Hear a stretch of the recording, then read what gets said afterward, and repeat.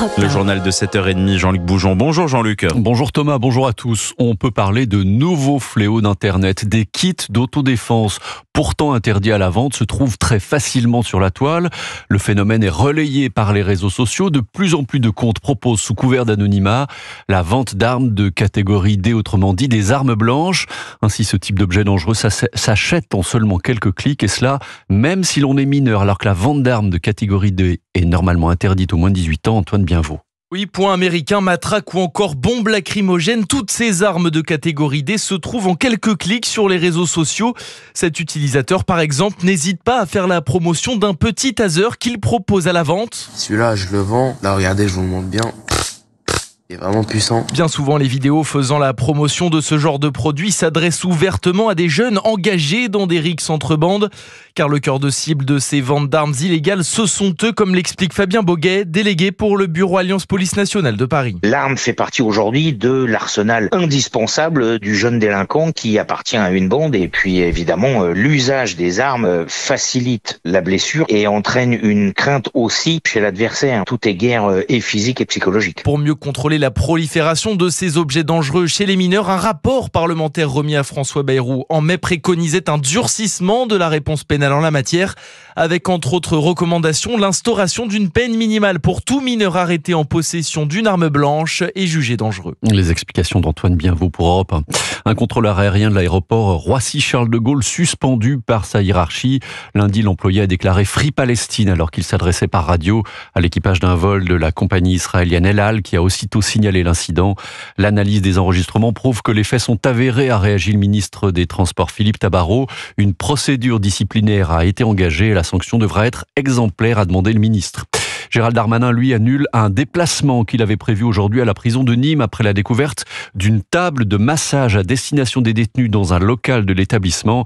Le garde des Sceaux, qui il y a 6 mois avait ordonné l'arrêt de toutes les activités ludiques en prison qui ne concernaient pas l'éducation, la langue française ou le sport. Toujours plus chaud, la France continue de subir cette vague de chaleur caniculaire prévue au moins jusqu'au week-end prochain. 5 départements toujours en vigilance rouge, l'Aude, le Rhône, l'Isère, la Drôme ou l'Ardèche. Les 2/3 du pays en orange et puis de nouveaux records de chaleur qui ont été battus hier. 43 degrés par exemple en Ardèche ou en Aveyron. Seules les côtes de la Manche, la Bretagne et une partie de la façade atlantique conservent des températures inférieures à 30 degrés. En tout cas, il y a des professionnels qui se réjouissent de cet épisode caniculaire. On pense aux vendeurs de ventilateurs et de climatiseurs, sans oublier évidemment les cafetiers et surtout les glaciers. Reportage à Bordeaux du correspondant d'Europe 1, Guillaume Dreschler. En période de forte chaleur, le rafraîchissement numéro 1, c'est la glace. À la fraise. Si Lana a choisi un cornet à la fraise, le vendeur de glace, Thaïs, nous montre son produit phare. En termes de glace pure, c'est les sorbets qui vont se vendre parce que c'est les trucs les plus rafraîchissants. Avec la chaleur qu'il y a en ce moment, c'est ça qui part, c'est ça que les gens cherchent.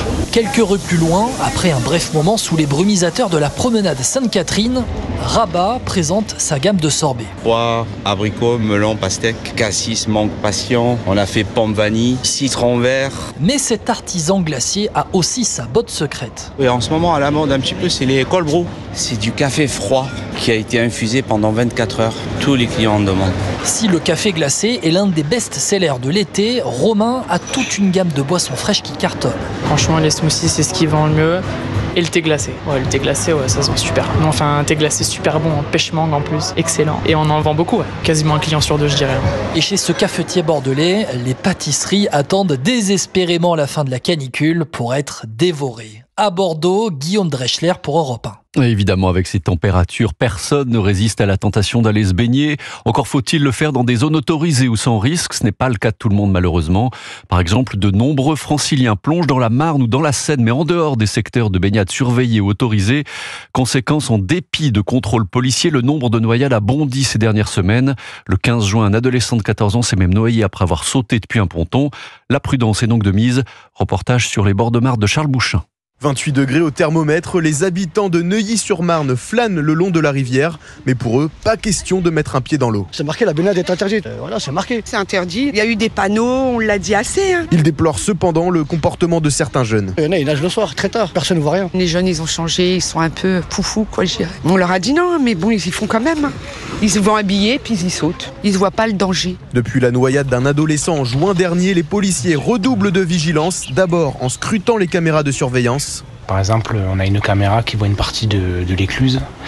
Et là, on peut voir s'il y a des gens. Puis sur place, où 4 à 5 fois par jour, le brigadier chef principal Sam patrouille avec ses équipes. On a des patrouilles de toute la journée, donc on a des patrouilles véhiculées, voitures, motos et des pédestres. Vous ajoutez à ça les gens qui appellent, c'est très très surveillé. Pas de baigneurs cet après-midi et pour mettre fin à toute envie de baignade sauvage, la mairie a annoncé la mise en place dès l'an prochain d'une zone de baignade sous forme de piscine naturelle surveillée. Un reportage de Charles Bouchelin.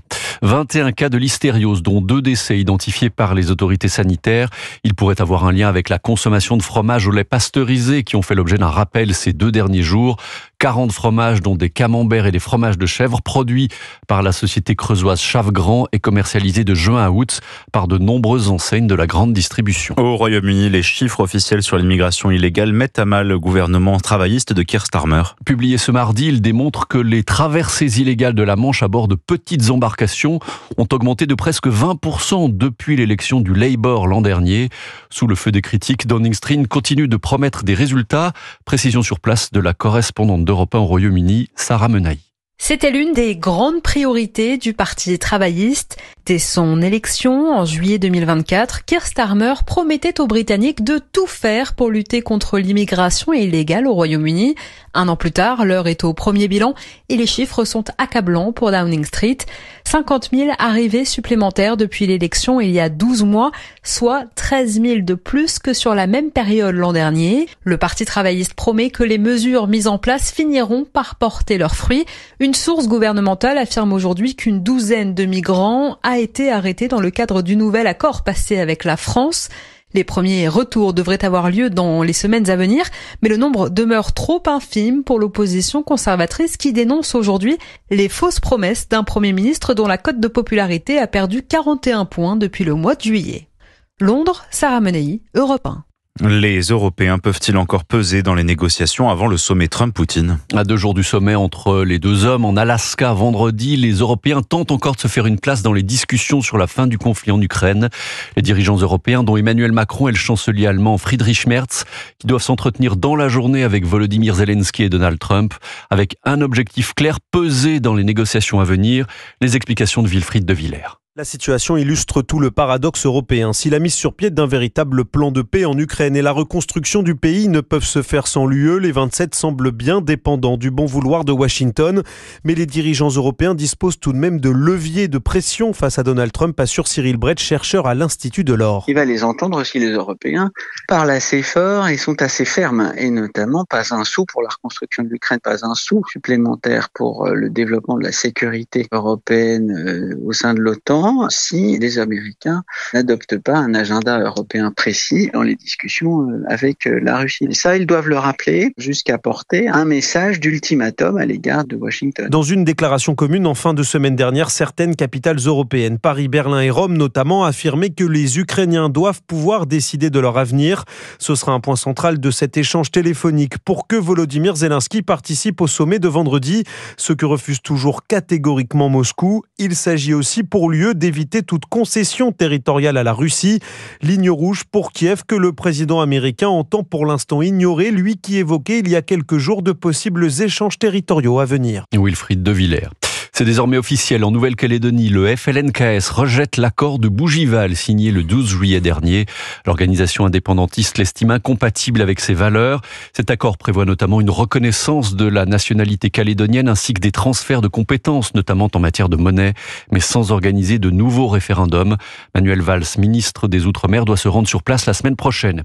Emmanuel Macron, lui, brise un tabou en utilisant pour la première fois le mot de guerre pour qualifier les opérations menées au Cameroun par l'armée française avant et après l'indépendance de 1960. Une reconnaissance officielle actée par un courrier du chef de l'État à son homologue camerounais, Paul Biya. On part dans le sud à présent avec l'inauguration le 23 août prochain d'une stèle dédiée aux victimes du communisme. Cela va se passer à Saint-Raphaël dans le Var, une première en France, selon le maire Les Républicains Frédéric Masquelier, qui veut rendre justice aux victimes de cette idéologie sans en faire un acte politique. Écoutez. Son origine est venue d'une réflexion dans le cadre des hommages que l'on rend. Pourquoi la question des victimes du communisme ne sont jamais abordées. De voir qu'en France, ça demeure un tabou. On a véritablement une mémoire qui était confisquée, qui est orientée. C'est quasiment du négationnisme par omission, parce que c'est une réalité. C'est 100 millions de morts dans le monde. On vit sur le mythe, enfin la réalité aussi de l'héroïsme de la résistance des communistes, mais qui a servi aussi à cacher et à dissimuler, à ne pas devoir parler de l'atrocité qui, à mon sens, est tout à fait inhérent à ce système. À travers cet acte mémoriel, c'est évidemment une réflexion que chaque citoyen, et notamment les plus jeunes, doivent avoir à travers cette période de l'histoire et à travers cette doctrine. Le maire LR de Saint-Raphaël, Frédéric Masquelier. En sport, en football, pas de miracle pour Nice hier soir en tour préliminaire de la Ligue des Champions. Les Aiglons ont de nouveau été battus 2-0 par le Benfica Lisbonne. Nice sera donc reversé en Ligue Europa. Le PSG lui reprend la compétition ce soir avec la finale de la Super Coupe d'Europe contre Tottenham à Udine en Italie. Les vainqueurs de la Ligue des Champions 2025 veulent décrocher un nouveau trophée.